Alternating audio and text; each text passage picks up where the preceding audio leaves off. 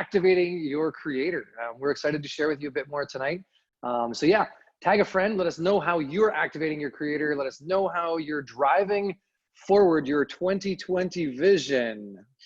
Yeah, for sure. It's so interesting. What a wild ride this year has been so far. I think it's caught everyone by surprise. You know, this idea of, you know, you plan your vision, your future, and then this happens. And but I think like what we're going to get into, you know, what are the opportunities that are present?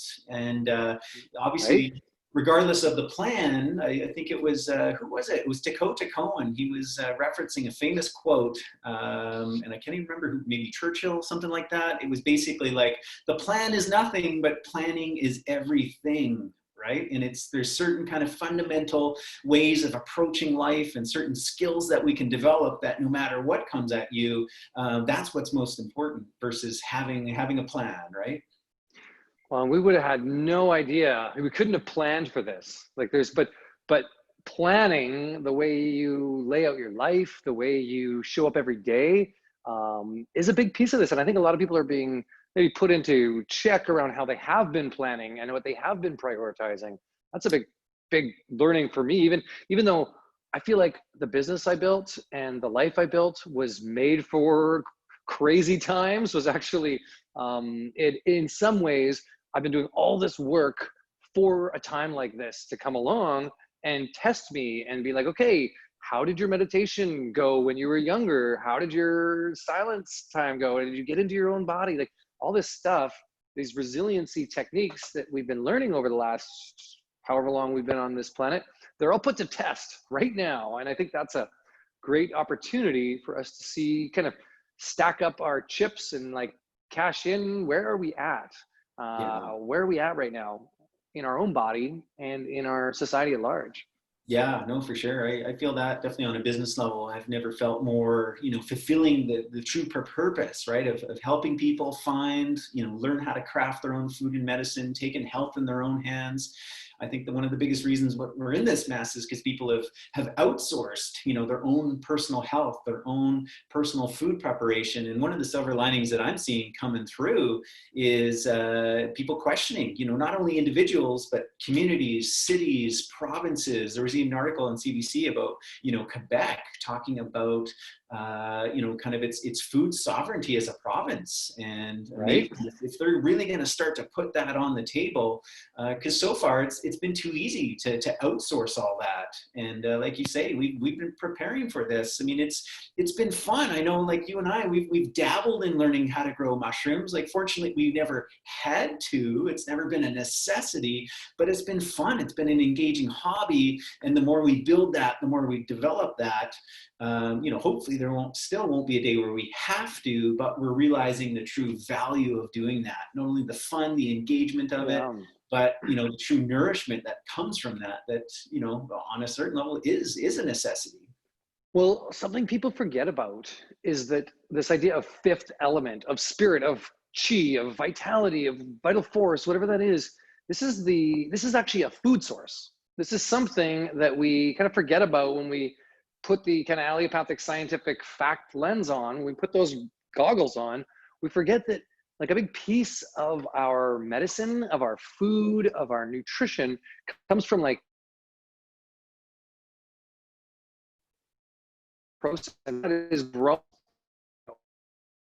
meal versus buying it in a restaurant. Like there's something about the magic, I'll say the magic that we have in our lives, and that we bring and infuse into everything we do, that is part of that nutrition. And I think that's something that is getting lost in the or has been lost over the few years. We've been kind of dabbling in such a allopathic approach where we put healing outside of ourselves, we put nutrition outside of ourselves, we trade in money as an exchange of value versus adding like our hands as value or our touch to what we do in life. And this is being called back really big time right now. That's part of the 2020 vision, I think, is for me anyway, is like, wow, what pieces do I add value to, and how can I add value and create non-monetary value currency in my life?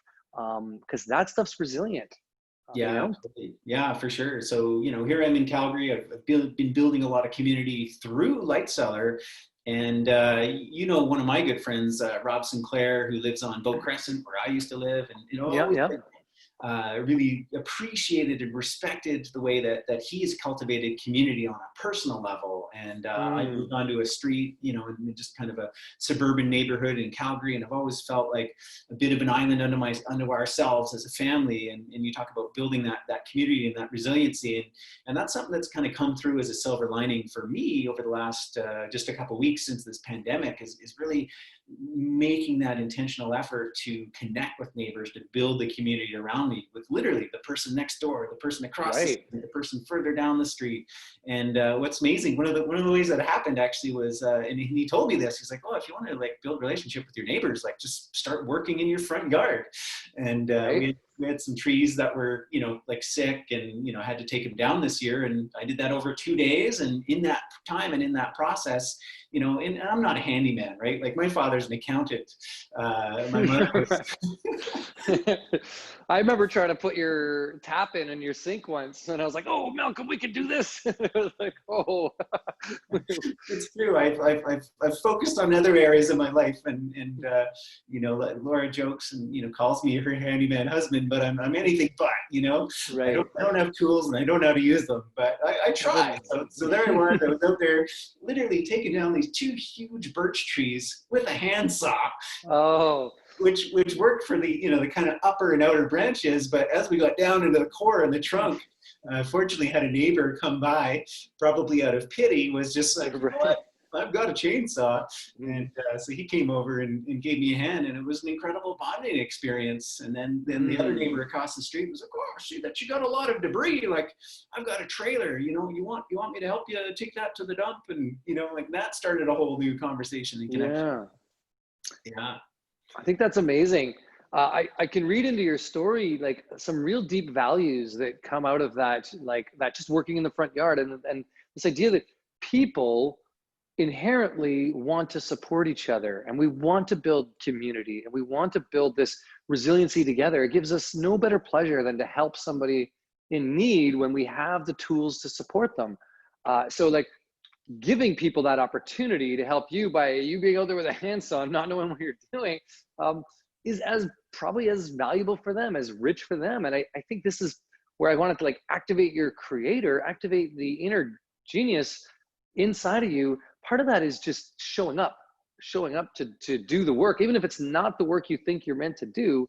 Um, if you bow out and you take the sideline approach, and you hire a crew, say you hired in a company and you're like, I guess I can afford a tree cutting company. You probably could, but like the value you got out of doing that yourself and connecting in with your neighbor, that's like the juice of life. That's the stuff, right? That's the good stuff that you didn't expect and yet was so fulfilling in some ways. Yeah, no, for sure. And now there's an opportunity to kind of, give back in my knowledge and my skills. And I know, just before we got on this call, and I'd seen your post about you have this fermentation group. And so I'm seeing a window of like, like I bet you they would like to learn about fermentation. I can offer something there in exchange. Right. Know that Mm-hmm. my neighbor, he's got the power tools, he's got the skills, and I've got something to offer as well. So You've got sauerkraut. No, like watch this kefir. No, I'm just kidding. yeah, so tell us a little bit about your group. You guys have been up, brewing That's all kinds of stuff. Yeah, we've been having fun. I mean, I just it's kind of our like getting back to the non-normal, and it's a way of connecting with people I care about, who are excited about something similar to me. Is just to connect with each other, and so we started a fermentation club, and we're making meads. Last night we actually made a pine pollen berserker beer, which was super fun. It's a lot of work, a lot more than I really remembered. The first time I made beer, we didn't do all that, but just teasing out all the sugars from the grains, and we also made this chocolate one, and we're just having fun experimenting. So And did you it's start from the barley itself, from the grain? yeah, we started from barley and roasted grains, milled all the roasted grains, made a blend kind of together, and then squeezed out all the starches and kind of played that back and forth, rinsed it multiple times through our wort, and just kind of like and then got our sock with our hops and titrated in various levels of pine pollen and hops and pine pollen and hops. And then threw 2 different batches of fir tips in for a quick, and then strain them out, and then in for another quick. We just harvested all the fir tips off the tree. But in a way, what we were doing is activating the creator. We were getting creative and leaving room for play in the creative experience.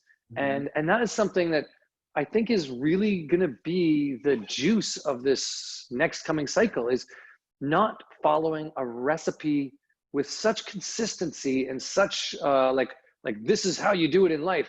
I mean, I get all these posts, you know, because I have a business, and I get all these things like, use our sales funnel. This is the way to do it, like this. And I just laugh, because I feel like that's archaic, that's dinosaur. Sure, everyone knows what a sales funnel is. Everyone knows that there's a systemized way of doing it. But like, what really is the juice of life right now? And I think what speaks to us more than anything is actually just deeper connection of like, here I am sharing with you right now. Both of us could be putting our time into creating sales funnels for our businesses, but instead, what a nicer way to connect and to just share what we're experiencing, and look at it that way. To me, that's always been the best. And yeah, it's something more authentic, right? And you know, people see through it. It's like, you know, I know I do. It's like, oh, there's another sales funnel, right? Like scroll, right? Even if right? it's a topic I'm interested in, I'm turned off by that kind of formulaic thing. And what people want and crave in their own life, and what they want back from others is that authenticity, right? Yeah. And part of that is just like I was saying, showing up. Just show up. Just show up. Sometimes it's easier to watch. And once we get into watching, we're trained on watching. Watch what's going to happen with Corona. Watch what's going to happen with legalization of cannabis. Watch what's going to happen with whatever it is. We end up, you know, this idea, I see somebody was sharing, I saw a post, it was like, do you eat pemmican or do you eat popcorn? And I thought it was the best. I was like, yeah, are you a popcorn eater or a pemmican eater? And it's like, are you a warrior here to engage in this juicy experience of life right now? Or are you watching? And nothing's wrong. Like, it's okay to watch, but the opportunity is so available for us right now to get more creative, right? Yeah. Because times have changed and they're not going back. And so your creative juices can flow. I just think this is an opportunity for that. And one thing I hope we can share near the end of this is some action steps that we've found to get those creative juices flowing. Because to me, it's been the most rewarding thing in life these days, is getting inspired and getting into flow state around creativity. Yeah, totally. Well, one thing you just mentioned there, which is maybe kind of a jumping off point, is I was chatting with someone, and, you know, we got into this, like, you know, conversation around like, oh man, you know, like the society, like the way things are going, and you know, how so many people, like you said, they're just kind of watching, right? Like watching this all unfold. They feel, you know, disempowered, and, you know, rights being taken away, and I can't do anything about it either is the problem. That there's a paralyzation. Yeah. And, you know, so Lake Cellar's been open this whole time, and I'm really grateful for that. And I know there's, you know, as much as we're talking about this, there is the ultimate reality of, like, you know, we are under, from more or less, like, government control. If they tell you to stop doing your work and they want to shut you down, they can. Like, I had a friend that was, you know, was threatened with hundreds of thousands of dollars of fines and jail time if she kept with her work. So it's like, okay, you know, like sometimes you're just shut down because of that. But, you know, so fortunately we've been on the side where we have been able to continue to do our work, and we've been in this reality. And there's 2 comments I've gotten like almost every day since this pandemic hit, you know, in the store. So number 1 is like, thank God you're open. Like, thank you that you're available, that you're providing all these food, the service. And then number 2, even more powerful, is, you know, thank you for just this experience. Like, it's so nice to just come into a store and it feel normal. Like, we're not wearing masks. We don't have plexiglass. There aren't signs everywhere. Like, we're not in fear.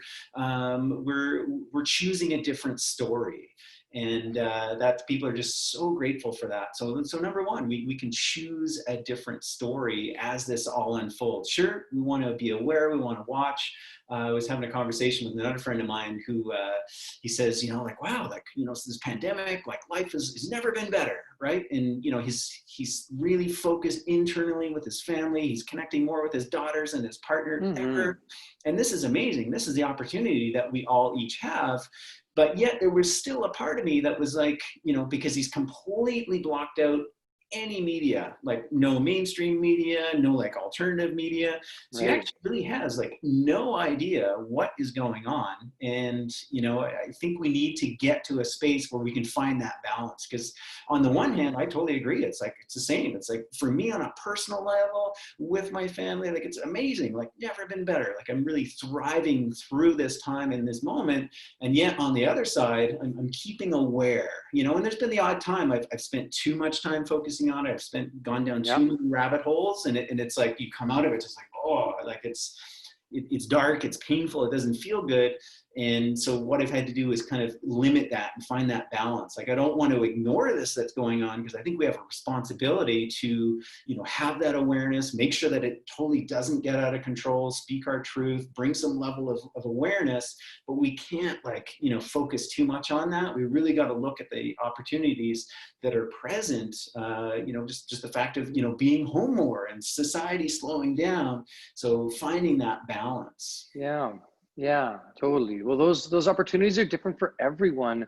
So it's like, it's the call is like, what are the things that are really like scratch your own itch right now? What are the things that you care about? What are the things that you want to do? And if it's spending more time with family, if it's tuning out of the global mainstream, I think that's what we should be doing. If it's getting to be an activist around this stuff, okay, that's what you should do. If it's watching with the popcorn, then there's lots of things to watch right now. Like it's an exciting infomercial trade, like show on the human drama of the world and the debating criticism. There's whatever you want. It's still available.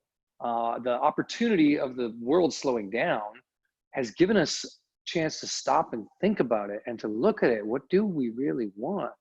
And I'm like, I guess what I've been really working through right now is what is the mythos to this whole thing? What is the story behind the story?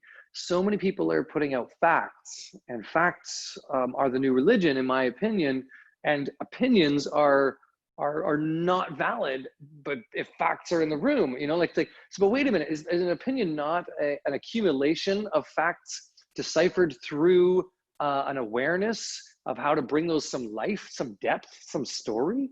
So like, is there a mythos? And one of the mythos that I've been kind of feeling is called in right now is this idea of painting the good versus evil picture of this old protagonist and antagonist story that's kind of good versus evil. And here we are, we found a new bad guy. We'll call him, I don't know, we'll call him Mr. C. You know, Mr. C is bad, you know, so we need to build up our Mr. T to fight him off, you know? So we got our A team on the go, and we know what we're gonna do. We have purpose now. And I feel like this is a story that's being sort of brewed up via the media mainstream channels right now, is that don't worry, there's a bad guy out there, and your job now is not to focus on anything else, but to focus on taking down the bad guy. I feel like this is a story that loses us in itself so easily because we've been caught in this kind of drama before, and it hijacks our consciousness. Whereas there's a much bigger story going on right now, and you can be a creator of that story. Going into this proverbial good versus evil story, and so what is your story? I really want to invite people to think about that a little deeper. What is your story? And it's your story. It's not anyone else's.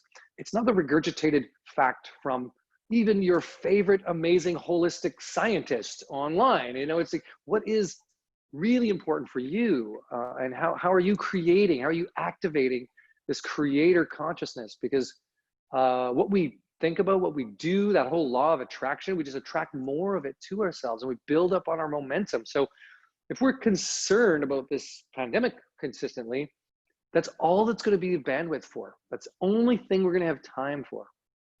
And so, do you want to activate your creator? Well, guess what? The world just gave you a break. It said, here's money. If you work in one of those jobs that doesn't work right now, here's money and here's time off. Do something with it. You know, that's what the government's given you as an option. Or here's work that's empowering and helping people out. Do something with it. But that's the call right now, is do something with this time. Do something creative, something that really activates that inner creator in yourself to build momentum in that. Yeah, and whether you're worried about, you know, the big virus, or whether you're worried about like the deep state, you know, I think, and we've had several examples throughout history of, you know, if we take Gandhi as example, you know, one of the most like, you know, active forms of even passive resistance is to choose a different way, right? It's like, no, we don't comply.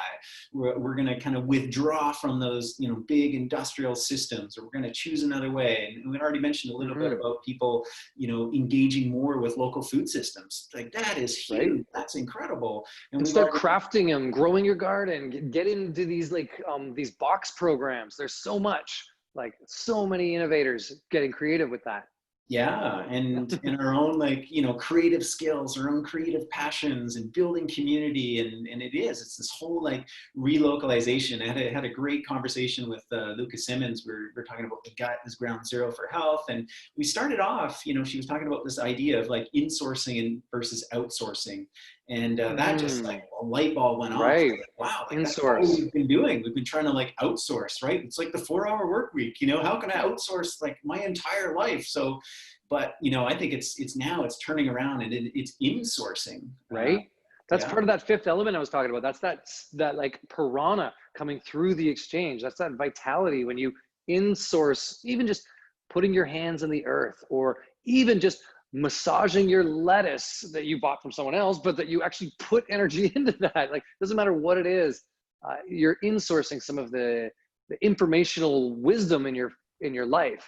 Yeah, and you know, and kind of like we were talking about me kind of engaging in, you know, handyman work around the house, right? Like before, it would have been exactly like, okay, I'll just hire someone because my skills, my specialties are here, right? I'm going to outsource that. And it's like, no, I'm actually going to engage in a much, you know, broader engagement with life and different actions that. Yeah. Well, here's a tree in your yard, and it's your responsibility to help it along its transitional part of life as it's so you're a bit midwife to its death, or you hired in the funeral home who just came in with their saw and you never said goodbye properly. You know, in a way, if you think of it like there's some beautiful, even just getting into something I've been such a big fan of, and I'm just going to bring it in here right now, is interspecies communication. And it's like beyond just, it's not just a planet full of humans and concrete. I know some of us think that, like there's just like, you know, everything else, but is non, I won't say it's not able to have consciousness, but that's just not true. Like, so many conversations can happen, and we even in parts of ourselves, between different parts of ourselves, playing into having relationships with different parts of nature. It's amazing if you do just any simple exercise in any kind of meditation, how altered your perception becomes to be able to connect in with a tree, or to connect in with grass, or to with your animals. I mean, all of us who have pets have understood this idea of interspecies communication. But I think that it's another piece of this conversation right now around, like, if we want to get creative, start getting creative around the languaging, the communication skills that we're building on this planet. Because it's not just people, like, we affect all living things. So are we building a conversation that incorporates the desire may not have a place in our traditional sense? Oh, yeah, totally. Lost that last bit of thought that you were saying. Froze. So maybe we can start people off, like, you know, because I know for me, like several years ago when I heard that, it's like, wow, like that sounds so cool. If I could communicate with trees or whatever.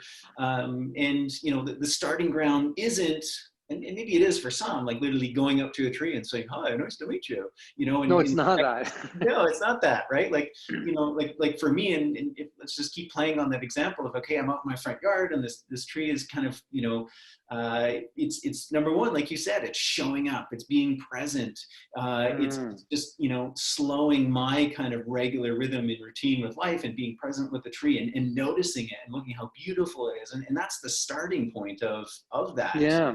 interaction and exchange.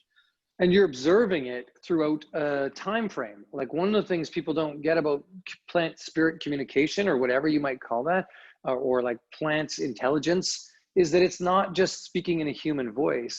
It speaks in the way it shows up with its community over time. And just like any person, you want to go learn Spanish, well, you're not just going to walk into Mexico and be like, "I know Spanish, dos cerveza, por favor," or whatever. Like you're like, no, you don't know Spanish. You're gonna have to sit with it for a while and learn that language. And so I call these like kind of fun, comfortable feelings, because it might be uncomfortable to like just sit with the plant and meditate with it. You don't have to do that, but just observe it, notice it, walk by it, and what do you notice? Like, did you notice when dandelions started blooming? Wow, okay, dandelion blooms are in. I build a relationship with a dandelion every year by just like noticing its blooms, when they're into seeds, blowing them. Every one of those actions is this plant communication. It's not actually, and to me, it's just getting creative and activating a larger dialogue and a larger repertoire of communicative experiences that we can have on this planet. Yeah, totally. And of course, being into food, being into herbs, a big part of that comes, ingesting it as well. And I was thinking about this Right. with dandelion, because I've been out there every day with the dandelion and, having little tastes. And, earlier in my life, it would have just been this reaction of like, oh, like bitter, like, oh, just like gross, spit it out. But it's like, no, like really begin to embrace that, like have a little nibble, like taste, like how does that actually feel on the tongue? How does that feel in the mouth? How does that feel on the body? And really Right. embracing that taste, and then just seeing where that leads.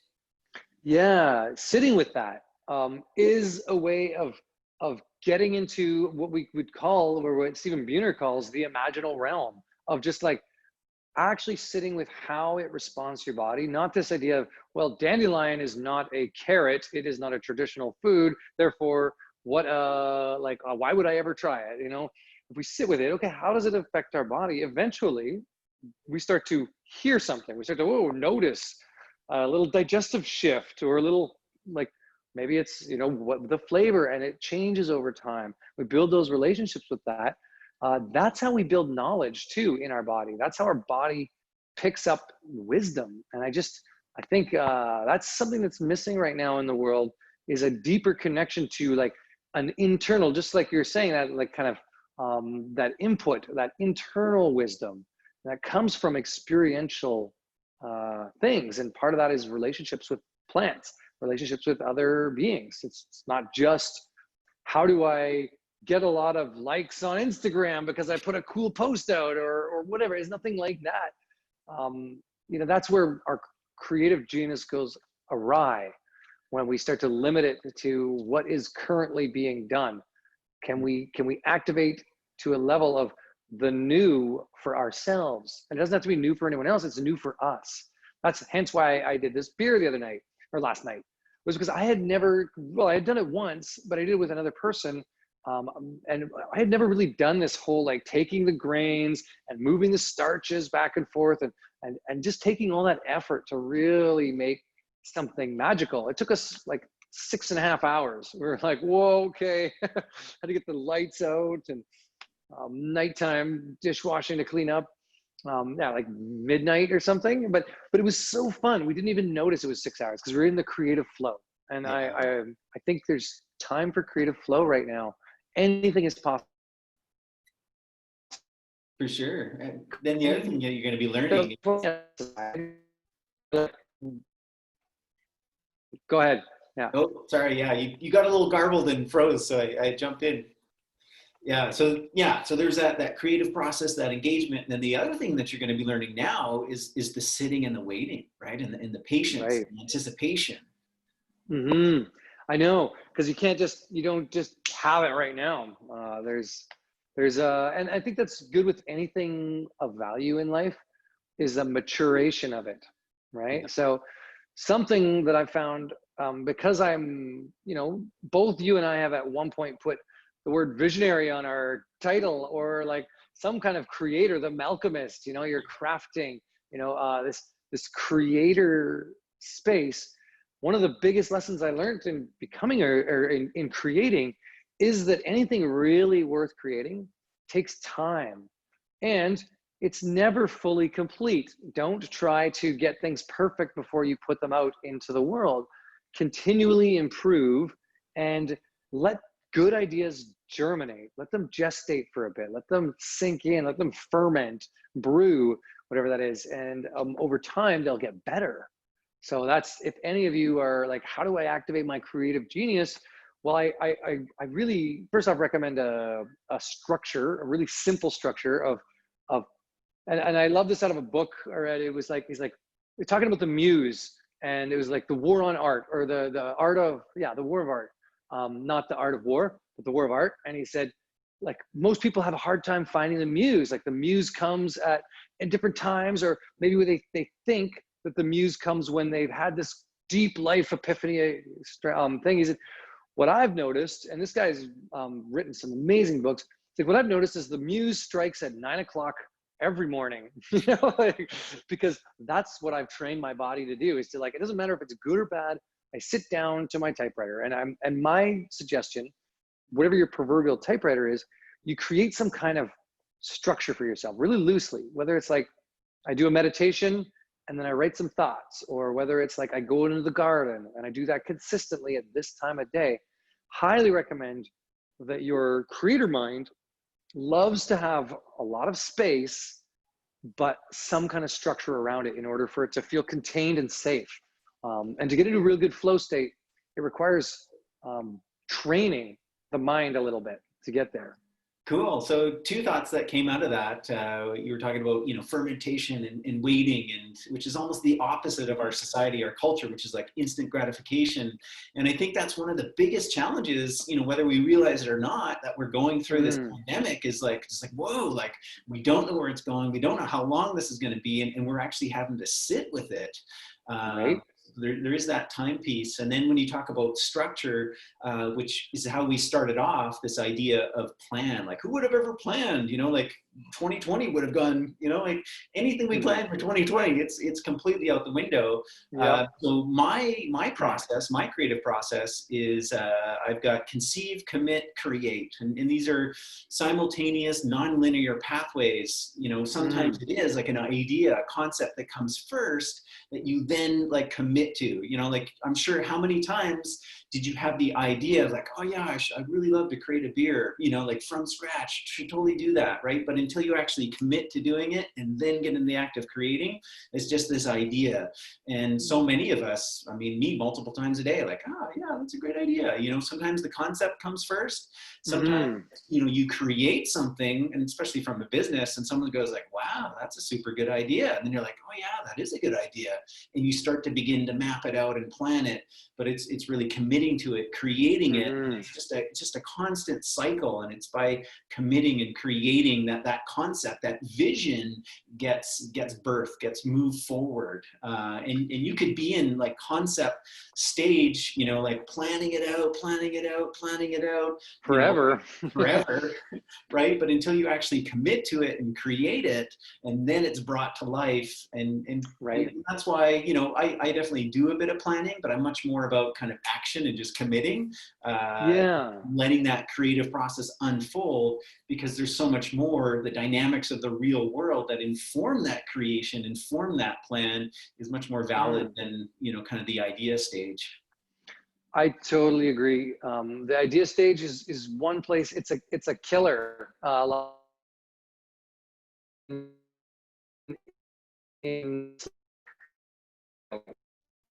I think I'm freezing. Yeah, you're good now. You're back. Am I back? Yeah. Yeah. Okay.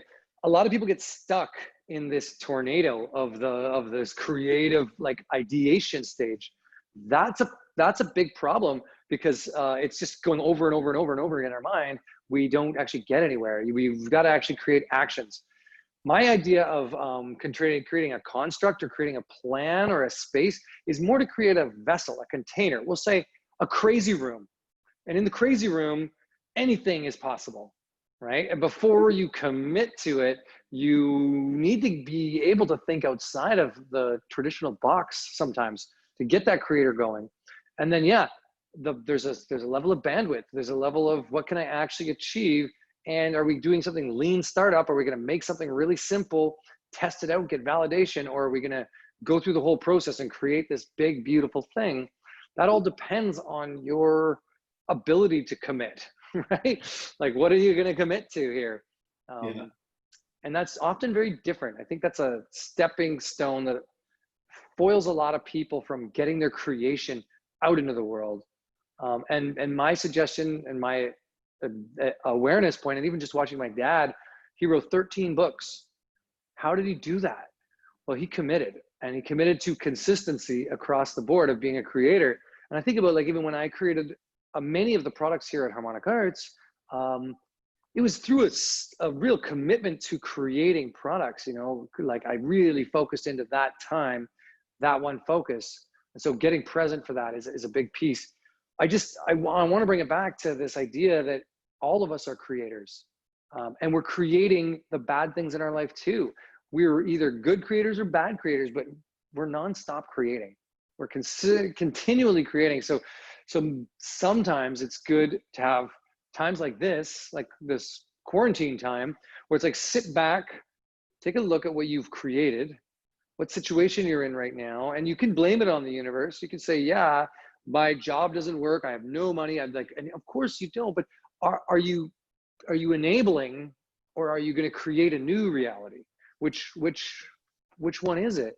And so that's why I think some of us are going to get benched. We're going to get on the sidelines in the next cycle because we aren't activating the ability to be malleable enough to create a new reality for ourselves based on what we've learned now. Like, what are you actually learning right now that's useful? Yeah, totally. Yeah. And, you know, our whole lives have been fed that we're consumers, we're a consumer society. And yes, we are, but exactly to your point, we're creators at the same time. Yeah. Well, I love this concept called the prosumer, which is producing and consuming, right? Not this like consumer, because the consumer is such a label that we're not even people anymore. We're not even citizens. We're consumers. You know, like, whoa, that's a bit of a mind meld there when you think about it. Like, I'm now a consumer, I'm not, but this prosumer, and this is also something that I thought to in the past, and I'd love to just kind of bring in here, this idea of creating your own version of a yin-yang economy, of a give and trade and value-adding economy plus money. So you have two sides. You've got your yang of money, there's always this exchange that you need to keep up, and then you have your yin of connection economy. Like, who are you connecting to? Where are you getting value? And if we think of fifth elements or vitality as a necessary food source, it's an important food source, and if we don't have it, we starve the inner creative flower, then we're going to need to find places to get that fifth element. And part of that comes from this connection economy. We just can't get what money can't buy us, that happiness or that connection. That can give us opportunities to make space for it. But I would invite anyone who feels like they're in a place of scarcity right now for any reason, and I don't even care what your reason is, I know you probably have a good valid one, to look at this idea of creating a yin to what yang of finances is. Where, and ask yourself, where are my wins?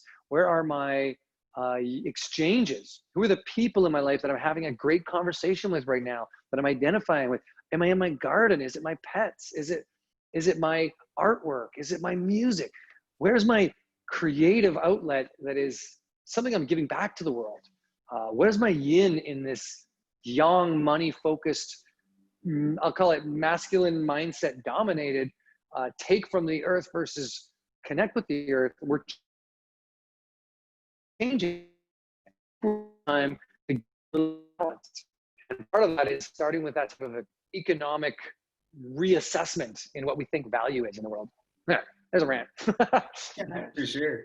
Yeah, you cut off at the end there again. But Yeah, it was a beautiful thought, because we are in for an economic reset. You know, the way things right? have been going, it's just been blowing up, blowing up, blowing up, and just this whole coronavirus was the pin that is popping this bubble. So things are about to shift. I think we haven't even begun to see the kind of economic ramifications that are about to unfold. It Yeah. could happen really fast within a few months, or it could take a couple of years. But no doubt, we're at the end of this. So let's create something new. I love that. I believe it's already happened. We just have not been informed of it yet, because you know, the world has been changing so dramatically before this. Already we see with the way that social media has gone, with how certain people who just have really good ideas and really are present for their community grow into these really wonderful outlets for connection. Without any money, without any resources, they've built a value, like really strong value. So then you have these big companies wanting and taking a piece of that value for product exchange, whatever that might be, affiliate programs. But right away that tells us that this is the new economy, is this connection economy. And how do you fit into this kind of connection? And what I want, what I think millennial generation wants, what I know my kids want, is they want you to show me that you bring value before they even take the time to give you their email or to watch their video or anything. Like, so there's a need for us to create far-reaching value that is selfless, that is not super just self-agenda created. Like, I want to create value for you in order for you to start to create value for the next person. And I think there's like this ever unfolding equation that's popping up right now as the new way of really doing things. And that's why I think that I laugh at the sales funnel thing, because I think in reality, that doesn't work on me and hasn't, and I don't think it's going to work for very long. Any of those like proxy schemes to capture your email and then feed you a ton of information and steal your attention, that works for a cog. But as we become linchpins, as we become like moving parts, as we evolve, we need depth, right? We all need a little more depth. Yeah, and what you've done, you know, is a perfect, beautiful example. I love your YouTube channel, how you're just, you know, all these like mini herb walks. You're taking people out into the forest, you know, sharing who you are, sharing your wisdom, sharing your knowledge, and you've built quite an audience for people who really want that, and it's such a genuine, authentic exchange. Yeah, it's because it is genuine. I literally take energy and resources from my company and do something entirely what I'll call almost non-profit, to the degree of like, I think I make a little bit on advertisement, but it's not very much at all. But essentially spending 10,000 plus on just making free videos that have nothing to do with product. You know, and it's only because the support systems we built behind that, AKA Harmonic Arts or whatever it is, it doesn't even matter what it is, build some kind of back-end support systems for your life. That might be a regular job. And then go out and do what you really are passionate about. I was really passionate about connecting with plant medicine. And I know the best way to learn something is to teach it, to actually get out and experience it, and then bring your findings to the community to get validation. And so since 2012, all these videos we've been creating, it's for that purpose, right? Is to like bring a value that then starts to get me to learn more. I've learned so much through doing that I would probably have lost since my diploma all the way until now. What you know, if you don't use it, you lose it. This whole concept, I really think the idea of scratch your own itch, get into what you're excited about, get creative, be inspired by it. Like my son is a good example. He just plays Lego all the time. He loves it. But you know, the things he creates, the stop motion videos he makes now, that are like all these gear pieces, and he goes boom, boom, boom, and it's like stop motion, builds this gear piece, and then he twists this little thing and his little levers go, and then an axe pops up, and then he puts it back down. But insane. Like, I just super creative. He's a brilliant. And I find that we all have that capacity. Whatever it is that our thing is, we can all do that. We can all become masters of something in a very short period of time. It doesn't take long. Cool. Well, hey, here's a kind of a question out of the blue, which I think kind of wraps it all up. It brings some of your herbal knowledge and expertise, brings some of this kind of activating, inner creative genius, along with connecting to, plant spirit communication. Is there, and maybe I almost know what you're going to say, or at least I know what your dad would say. Is there a particular plant or herb or anything that you have found that has really helped you on that path? Right. Well, I will say that, Because we all need allies. Like, yes, we're all like yeah. able and capable to do Mhm. that ourselves, but plants, they're allies, and they can help us in this way as well. Mhm. I will say that, like, through my life, I've had so many different encounters with allies. One of the most consistent one is reishi, this mushroom right behind me, this massive, beautiful mushroom, but in every form of it. And I find that the ally shows up in many different ways. This one is really grounding, right? It's just like tuning us back into our body. But there's so many other ways that reishi can support us, both not just in our cardiovascular health and our insomnia and our brain and our relaxing and grounding into the body. But even if we learn a bit about it, learn about the morphology of it, learn about where it shows up, and like get out and see it. Like, here's another bit of that fifth element I'm adding to my experience by increasing my awareness and knowledge of it. So reishi has been one, but I would love to just take a step to, like, for those people who have had some kind of state shift experience. Have you eaten psychedelic mushrooms before? Did you smoke a doobie one time? Did you drink alcohol once? When you had a state shift experience, did it make you think about your regular everyday reality a little differently? And if it did, I'm not saying go back to that state shift experience, but remember that your everyday reality is not the only world you live in. And so my invitation to get more creative and to build your resilience and build the conversation, the narrative inside of at a presence level, is to explore how you may see your normal reality as a little different. Corona is an altered state, right? Like, my cell phone is an altered state.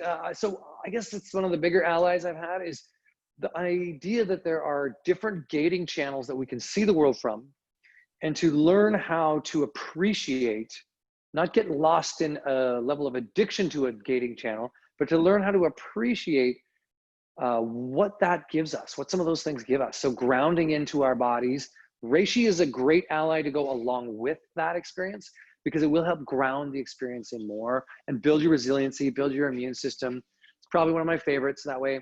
But right now, what I've been taking mostly as far as nutritional support is I've been taking a 5 mushroom blend, like just a blend of all 5. I find that to be the best for me. And then I do one we call resilience. And that's this adaptogen blend with shilajit and reishi and cordyceps and eleuthero and some of these kind of things, like some kind of adaptogen latte. That's what I've been making for myself. It's just a consistent blending of good tonic wisdom teachers to fortify my body and my nervous system, because that's a big piece. A lot of us have fried nerves right now.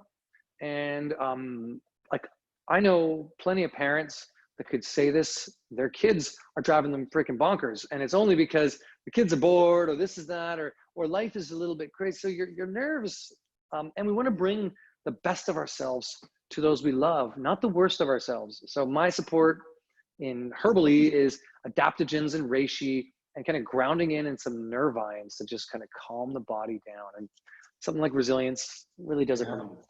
Cool. I'd love to add on to your thought, because as you're talking about Mm-hmm. reishi and experiencing it, like interacting with it, all its different forms, and then you grab the Yeah. resilience.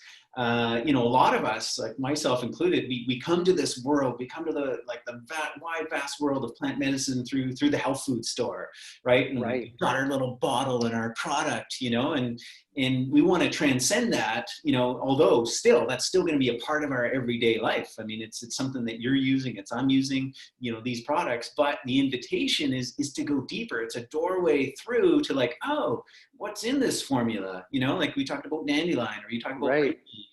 Like, seek it out, in books. What is the myth? What is the lore? Yes, what is the Learn. science? Yeah. But then, like, what is it out there in the environment, and interact with it and learn with it. And then that becomes the journey of deepening your relationship, most importantly with yourself, but also with nature and with the plant medicine. Yeah, totally. And when you were like, how do you make a tangible step to connecting with a plant? You just took us on the journey. Like, get curious Mhm. about these things, and the things you want to learn, you'll learn.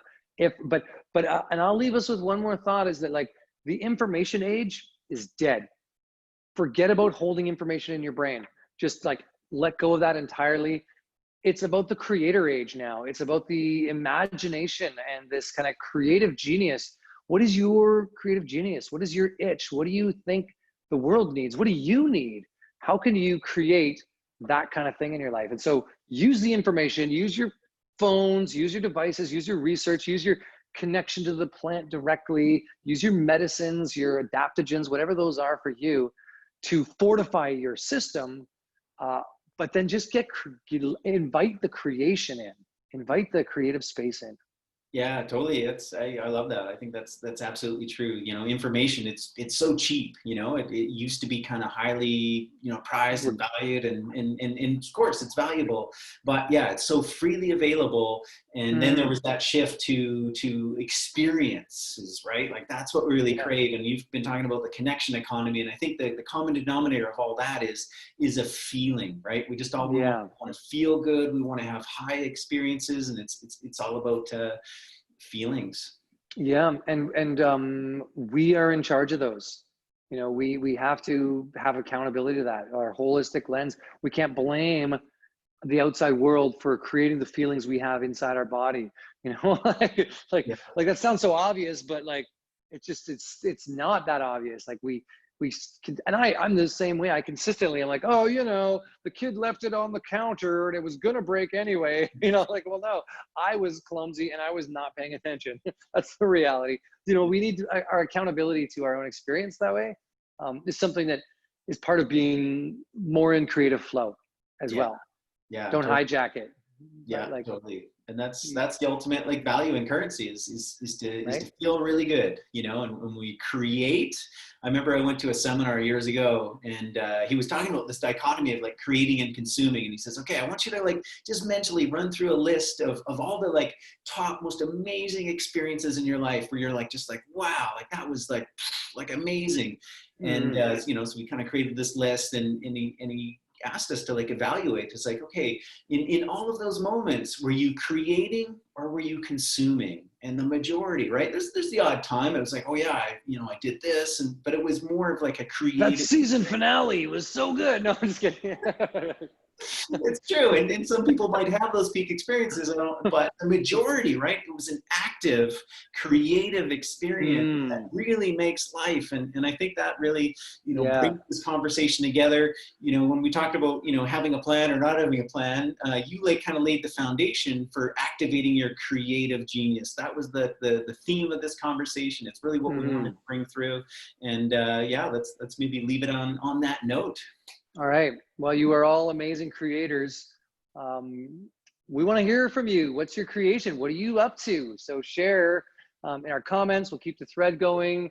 And my challenge is for you to post something that you've created to your community. Not doesn't matter to me, but to, like, the people in your life.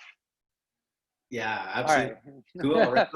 Well, thanks so much, Yarrow. I know you're a busy man with business and your own personal pursuits and family and everything. So it was really great to get on the call and just likewise, Malcolm. Chat and share with the community here. So thanks everyone else that was watching and enjoying. And we'll, like Yarrow said, we'll keep the thread going. We'll kind of interact and comment on here. And all the best, everyone. Yeah, thanks for joining us. See you soon. Right on.